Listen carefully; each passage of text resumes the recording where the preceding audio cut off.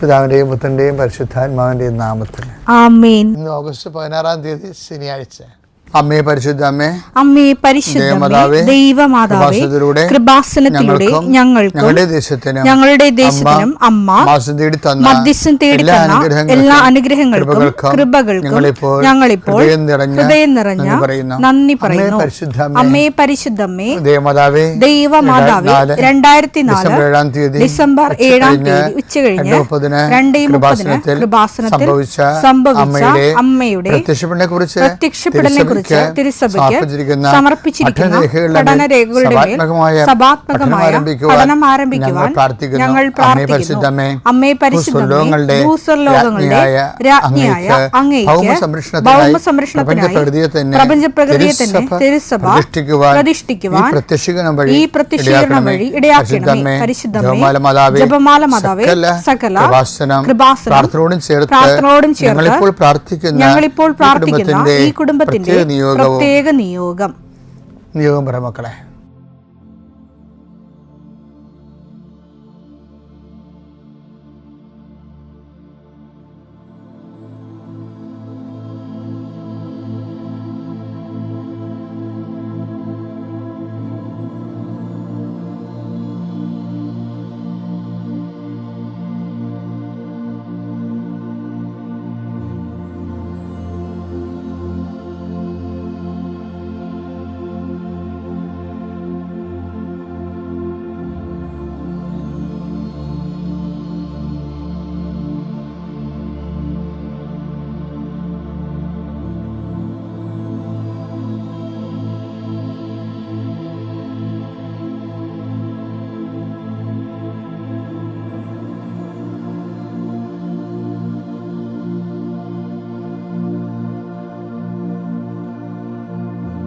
അമ്മയുടെ പ്രത്യക്ഷീകരണത്തിന്റെ ഈ അനുഗ്രഹവേളയിൽ ഞങ്ങൾക്ക് സാധിച്ചു തരുവാൻ കനിയണമേ. ആമേൻ. വിശ്വാസ പ്രമാണം.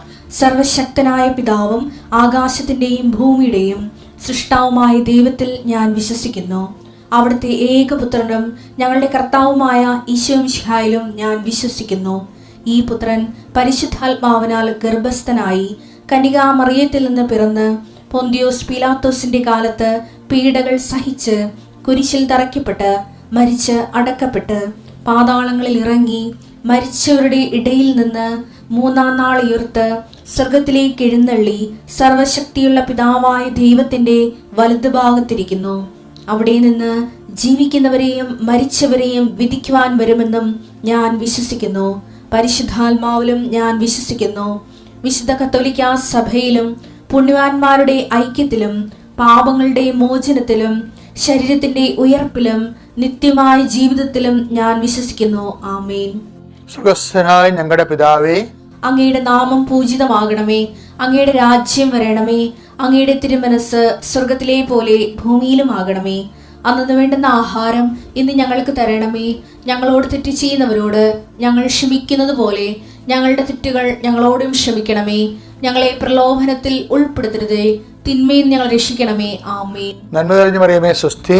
കർത്താവ് അങ്ങയുടെ കൂടെ സ്ത്രീകളിൽ അങ്ങ് അനുഗ്രഹിക്കപ്പെട്ടവളാകുന്നു. അങ്ങയുടെ ഉദരത്തിൻ ഫലമായി ഈശോ അനുഗ്രഹിക്കപ്പെട്ടവനാകുന്നു. പരിശുദ്ധ മറിയമേ, തമ്പുരാന്റെ അമ്മേ, പാപികളായ ഞങ്ങൾക്ക് വേണ്ടി ഇപ്പോഴും ഞങ്ങളുടെ മരണസമയത്തും തമ്പുരാനോട് അപേക്ഷിക്കണമേ. ആമേൻ. കർത്താവേ, നിന്റെ ഉന്നതമായ നാമത്തിന് സ്വസ്ഥം ചെയ്യുന്നു. കർത്താവേ, നിന്റെ വിശുദ്ധ പൗരോഹിത്യത്തെ മഹത്വപ്പെടുത്തണമേ. കർത്താവെ, സഭയിലുള്ള സാന്നിധ്യം ദൃഢമാക്കണം. 39 വർഷം ഞാൻ അർപ്പിച്ച കുർബാനയുടെ യുഗതിയാൽ കൃപാസ്ഥാനത്താരെ ജീവനോടെ പ്രത്യക്ഷപ്പെട്ട മാതാവിൻ്റെ മാധ്യസ്ഥത്താൽ ഇന്നത്തെ അങ്ങനെ യാത്ര കർത്താവ് ആകുലപ്പെടുന്ന മക്കൾ, വെള്ളപ്പൊക്കത്തിൻ്റെ മുമ്പിൽ, സങ്കടങ്ങളുടെയും രോഗങ്ങളുടെയും വെള്ളപ്പൊക്കത്തിന് മുമ്പിൽ പകച്ചു നിൽക്കുന്നവർ, അവരെ കർത്താവ് ഈ കാലഘട്ടത്തിൽ ഉന്നതരാക്കും. ദൈവത്തിൻ്റെ സാന്നിധ്യം, അവരുടെ കൂടെയുള്ള സാന്നിധ്യം അവരറിയുമെന്നുള്ള ബോധ്യത്താൽ അവരെ നയിക്കണമെന്ന് പ്രാർത്ഥിക്കുന്നു. ഇന്നത്തെ യാത്രകൾ, ഇന്നത്തെ സംസാരങ്ങൾ, ആരുമായി സംസാരിക്കുന്നുവോ, ഇന്നത്തെ എഴുത്തുകുത്തുകളും ഫോൺ വിളികളും, അതിൽ സംസാരിക്കുന്ന വിഷയങ്ങളും എടുക്കുന്ന തീരുമാനങ്ങളും പ്രതീക്ഷിക്കുന്ന ഉത്തരങ്ങളും കർത്താവിന് നാം അനുഗ്രഹിക്കപ്പെടട്ടെ എന്ന് പ്രാർത്ഥിക്കുന്നു. മക്കളെ ഓർത്ത് പ്രാർത്ഥിക്കുന്നു. മക്കളെ വേഗലപ്പെടുന്ന മാതാപിതാക്കന്മാരെ ആത്മശക്തിക്ക് വേണ്ടി പ്രാർത്ഥിക്കുന്നു. സ്ഥാവര ജംഗമ വസ്തുക്കളുടെ കൈമാറ്റങ്ങളെ സംബന്ധിച്ച് പ്രാർത്ഥിക്കുന്നു. കർത്താവ് സാമ്പത്തിക ദുസ്ഥിതികളിൽ നിന്ന് കരകയറാൻ വേണ്ടി എടുക്കുന്ന തീരുമാനങ്ങൾ, ആ തീരുമാനങ്ങൾ വല്ല പാളിച്ചകളുണ്ടെങ്കിൽ അതിനെ പഴുതടച്ച് പരിഹരിക്കാൻ വേണ്ടി കർത്താവിൻ്റെ കൃപ അനുഗ്രഹിക്കാൻ വേണ്ടി പ്രാർത്ഥിക്കുന്നു.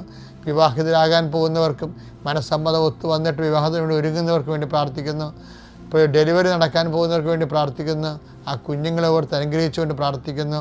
അവർക്കുണ്ടാകുന്ന കുടുംബത്തിൻ്റെ എന്തെങ്കിലും വൈഷമ്യങ്ങൾ അവർക്കുണ്ടെങ്കിൽ അതെല്ലാം പരിഹരിക്കുന്നതിന് വേണ്ടി ഈ പ്രാർത്ഥിക്കുന്നു. ഭർത്താവും ഭാര്യയുമായിട്ട് അകന്നിരിക്കുന്നവർ ഐക്യപ്പെടുന്നതിന് വേണ്ടി ആഗ്രഹിക്കുന്നവർക്ക് ഐക്യപ്പെട്ട് കിട്ടുന്നതിന് 17 ദിവസം കർത്താവിൻ്റെ നാമത്തെ കൽപ്പിച്ചു നൽകുന്നു. യേശുവിൻ്റെ ചൈതന്യം ആവശ്യിക്കട്ടെ. പരിശുദ്ധ ദേവമാതാവിൻ്റെ മധ്യസ്ഥത അനുഗ്രഹിക്കപ്പെടട്ടെ. ഈ നല്ല ദിവസത്തിൽ കർത്താവ് നിൻ്റെ മുഴുവനായി നിൻ്റെ കൂടെ ഉണ്ടാവട്ടെ. നീ ദൈവത്തെ അനുഭവിച്ച് അനുഗ്രഹിക്കപ്പെടാൻ ആത്മാവിൻ്റെ അഭിഷേകം ലഭിക്കട്ടെ. എൻ്റെ പ്രിയപ്പെട്ടവരെ, ദൈവത്തിൻ്റെ പദ്ധതികളെ മനസ്സിലാക്കാതെ ദൈവത്തെ മനസ്സിലാക്കാൻ പറ്റത്തില്ല. അല്ലെങ്കിൽ നമ്മുടെ ജീവിതത്തിൽ ഉണ്ടാകുന്ന അനുഭവങ്ങളെ മനസ്സിലാക്കണമെങ്കിൽ ദൈവത്തെ മനസ്സിലാക്കണം. തിരിച്ചു പറഞ്ഞാൽ അനുഭവങ്ങളെ മനസ്സിലാക്കാൻ കഴിഞ്ഞാൽ ദൈവത്തെ മനസ്സിലാക്കാൻ എളുപ്പമാണ്. ഇങ്ങനെ എന്താണ് പറഞ്ഞത് തന്നെ പിന്നെയും പറയണം. നിങ്ങൾ ഓർക്കും. ഞാൻ ഒരു ചെറിയൊരു ഉദാഹരണം പറയാം. ജോഷുവയുടെ പുസ്തകം എടുത്ത് ജോഷുവ 3:7. കർത്താവ് ജോഷുവയോട് പറഞ്ഞു, കർത്താവ് ജോഷുവയോട് അരുളി ചെയ്തു, ഞാൻ മോശയോട് കൂടെ എന്ന പോലെ നിന്നോട് കൂടെയും ഉണ്ടെന്ന് അവർ അറിയുന്നതിന് ഇന്ന് നിന്നെ ഞാൻ ഇസ്രായേൽ ജനത്തിന്റെ മുമ്പാകെ ഉന്നതനാക്കാൻ പോകുന്നു. ഞാൻ മോശയുടെ കൂടെ ഉണ്ടായിരുന്ന പോലെ നിന്റെ കൂടെ ഉണ്ടെന്ന് ജനം അറിയാൻ വേണ്ടി ഇന്നു മുതൽ ഞാൻ നിന്നെ ഇസ്രായേൽ ജനത്തിന് മുമ്പിൽ ഉന്നതനാക്കാൻ പോകുന്നു. ഉന്നതനാക്കാൻ വേണ്ടി എന്താ ചെയ്തതെന്നറിയാവോ? കൊയ്ത്തുകാലത്ത് കരകവിഞ്ഞൊഴുകുന്ന ഒരു വലിയ വെള്ളപ്പൊക്കം നടക്കുന്ന ഒരു നദിയുടെ മുമ്പിൽ കൂടെ നിർത്തി, ഒരു വെള്ളപ്പൊക്കത്തിൻ്റെ മുമ്പിൽ കൂടെ നിർത്തി. എന്നിട്ട് പറയും, ഞാൻ നിന്നെ ഉന്നതനാക്കാൻ പോകുന്നത്. ദൈവത്തിൻ്റെ ഒരു മെത്തേഡ് ഭയങ്കര പെഡഗോജി, തിട്ടുജീവിത ഭയങ്കരമാണ്. ജോഷുവ 3:15. വാഗ്ദാന പേടകം വഹിച്ചിരുന്നവർ ജോർദാൻ നദീതീരത്തെത്തി. പേടകം വഹിച്ചിരുന്ന പുരോഹിതന്മാരുടെ പാദങ്ങൾ ജലത്തെ സ്പർശിച്ചു. കൊയ്ത്തുകാലം മുഴുവൻ ജോർദാൻ കരകവിഞ്ഞൊഴുകുക പതിവാണ്. വെള്ളപ്പൊക്കമായിരുന്നു. കൊയ്ത്തുകാലം മുഴുവനേ കരയേതാണ് കരയേതാണ് നദിയെന്നറിയാൻ പാടാതെ കരകവിഞ്ഞൊഴുകുകയാണ്. വെള്ളപ്പൊക്കമാണ്. ഇപ്പോൾ ജോഷുവയെ ഒരു വെള്ളപ്പൊക്കത്തിന് മുമ്പിൽ കൂടെ നിർത്തിയിട്ടാണ് എന്ത് പറയണതാണ്? ഞാൻ നിന്നെ ഉന്നതനാക്കാൻ പോകണമെന്നാണ്. ദൈവത്തിൻ്റെ ഒരു സ്റ്റൈൽ അതാണ്. നമ്മുടെ ജീവിതത്തിലേ നമ്മൾ പകച്ചു നിൽക്കുന്ന ദുരന്ത മുഖത്ത് കൊണ്ട് നിർത്തിയിട്ട് നമ്മളോട് പറയണത് എന്താണെന്നറിയാമോ? ഞാൻ നിന്നെ ഉന്നതനാക്കാൻ പോകുന്നു. ഇതൊരു മെത്തേഡാണ്. ചില അയ്യോഭാവികൾ ഇത് കണ്ടിട്ട് പേടിച്ച് പറച്ച് പ്രാർത്ഥന കുറച്ച് കുർബാനയില്ലാതെ പിന്തിരിഞ്ഞ് പഴയ കാലത്തേക്ക് പിന്തിരിഞ്ഞ് ഓടുക. അവൻ മോശസ് മരിക്കാൻ നേരത്തെ ജോഷുവോട് പറഞ്ഞായിരുന്നു. എന്താ പറഞ്ഞത്? നീ പിന്തിരിഞ്ഞ് ഓടരുത്, പകരം എന്ത് ചെയ്യണം? ഈ വെള്ളപ്പൊക്കമൊക്കെ കാണുമ്പോഴേ പിന്തിരിഞ്ഞ് ഓടരുത്. എന്ത് ചെയ്യണം? ശക്തനും ധീരനുമായിരിക്കുക. ജോഷുവ 1:9. ശക്തനും ധീരനുമായിരിക്കണമെന്നും ഭയപ്പെടുകയോ പരിഭ്രമിക്കുകയോ ചെയ്യരുതെന്നും നിന്നോട് ഞാൻ കൽപ്പിച്ചിട്ടില്ലയോ? നിന്റെ ദൈവമായ കർത്താവ് നീ പോകുന്നിടത്തെല്ലാം നിന്നോട് കൂടെ ഉണ്ടായിരിക്കും. ദൈവം നിന്നോട് കൂടെ ഉണ്ടായിരിക്കും. അപ്പോൾ കൂടെ ഉണ്ടാകുന്നതിൻ്റെ ഒരു അടയാളമാണ് ഈ വെള്ളപ്പൊക്കം. മനസ്സിലായ? നിങ്ങൾ നോക്കരുത് കൂടെ ഉണ്ടാകേണ്ട ചേർത്ത് പിരിക്കേണ്ട ചോദ്യമുണ്ടാക്കിയെന്നൊക്കെ പറയല്ലേ. ഒരു ചോക്കലുമില്ല.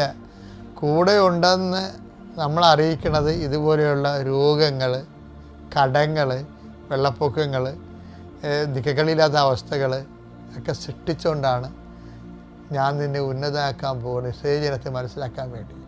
അപ്പോൾ ഈ മെത്തേഡിനെ കുറിച്ചൊക്കെ വ്യക്തത ഉണ്ടാകണം. ശരിക്കും ദൈവമായിട്ട് സഞ്ചരിക്കുന്നത് നമ്മൾ നാട്ടുകാരുമായി സഞ്ചരിക്കണവരല്ല.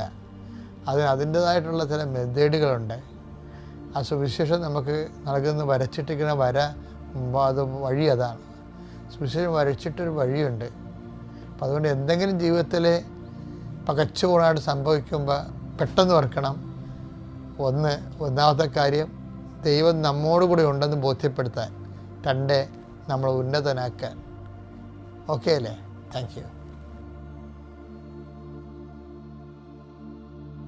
അത്യപൂർവ ദൈവാനുഭവങ്ങൾ ഇനി നിങ്ങൾക്കും സ്വന്തം. ഈ യൂട്യൂബ് ചാനൽ ഇതുവരെ സബ്സ്ക്രൈബ് ചെയ്തിട്ടില്ലെങ്കിൽ ഇപ്പോൾ തന്നെ സബ്സ്ക്രൈബ് ചെയ്യുക. ഈ വീഡിയോ ഇപ്പോൾ തന്നെ നിങ്ങളുടെ സുഹൃത്തുക്കൾക്ക് ഷെയർ ചെയ്തുകൊണ്ട് കർത്താവിൻ്റെ പ്രേക്ഷിതരാകുക.